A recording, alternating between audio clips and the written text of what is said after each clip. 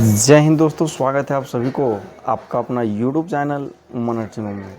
तो आज हम जानने वाले हैं कफ सिरप के बारे में, यानी खांसी के सिरप के बारे में।